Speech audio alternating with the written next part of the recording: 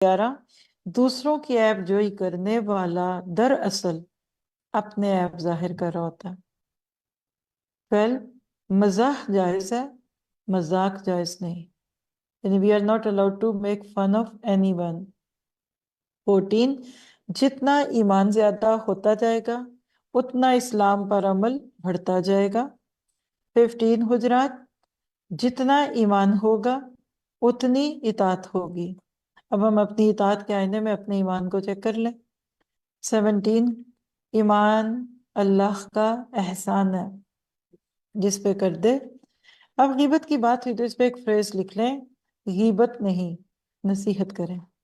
غیبت غیر موجودگی میں کی جاتی ہے اور نصیحت کسی کے سامنے کی جاتی ہے. جرت لائیے اگلے کے سامنے بات کیجئے، شاید اس کا فائدہ ہو، ہاں دوسروں سے بچا کر اس کے سامنے. پھر حجرات کی پوری سورہ حجرات میں جو ہم نے معاشرتی برائیاں دیکھی ہیں، اب دیکھیے دوسروں کا مذاق نہیں اڑانا، عیب نہیں لگانا، برے القاب نہیں دینے، بدگمانیوں سے بچنا ہے، تجسس نہیں کرنا، غیبت نہیں کرنی.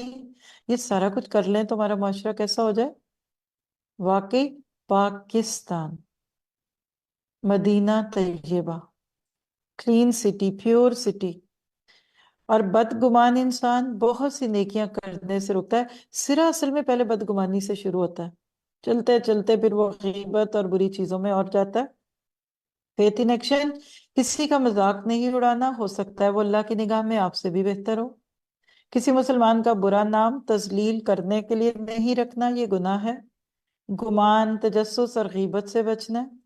اللہ تعالیٰ کے بنائے ہوئے کنبے، قبیلے، قومیں صرف وصف بیان کرنے کے لیے یا اس کی شناخت کے لیے ہیں، اس لیے اس کو وجہ امتیاز نہیں سمجھنا، یعنی اپنی ہی برادری کو سب کچھ نہیں سمجھنا.